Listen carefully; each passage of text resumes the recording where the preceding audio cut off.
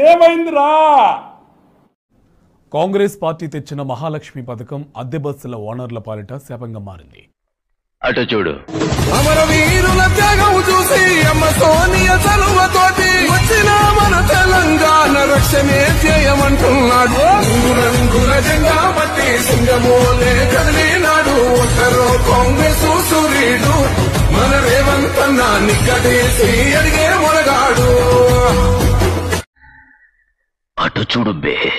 కాస్త పక్కకి జరగండి, నేను లోపలికి వెళ్ళాలి. ఇక్కడ మాకే చోట్లేక చేస్తున్నాం, వేరే బస్ ఎక్క. లేదండి, నేను ఇదే బస్ ఎక్కాలి. లేదా నీకు అసలే చోట్లేదంటే ఎలా ఎక్కుతావు? చోటు వద్దు, సీట్ ఉంది. ఇదిగో స్టోరీలు చెప్పొద్దు, వెళ్ళి సైడ్ బస్ ఎక్కు. సారీ, నేను ఈ బస్సే ఎక్కాలి, లేకపోతే మీరు ఇక్కడి నుంచి కదలరు. ఏంటా బెదిరిస్తున్నావు? బెదిరించడం ఏంటంటే అసలు నేను ఎవరు అనుకుంటున్నారు? బియ్యం గారు బియ్యం బా.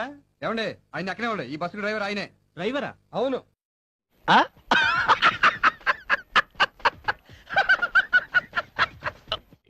మహాలక్ష్మి పథకం వల్ల బస్సుల్లో ప్రయాణికుల సంఖ్య పెరిగి విపరీతమైన భారం పడుతుందని ఆవేదన వ్యక్తం చేస్తున్నారు. తొక్కేశారమ్మా, లోకల్ పాలిటిక్స్ టాలెంట్ అంతా తొక్కేశారమ్మా. ప్రస్తుతం ఉన్న KMPL రావడం లేదని అద్దె బస్సుల యజమానులు ఆందోళన చెందుతున్నారు. తమ సమస్యలు తీర్చకపోతే ఈ నెల 5 నుండి బస్సులు నడపబోమని TSRTCకి తేల్చి చెప్పారు.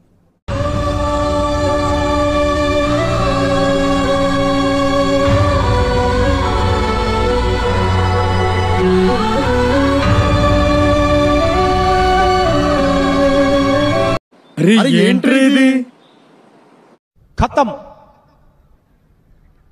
बाय बाय, टाटा, गुड बाय, गया. तू मी बतकुल झेड़ा, यो बतकुला.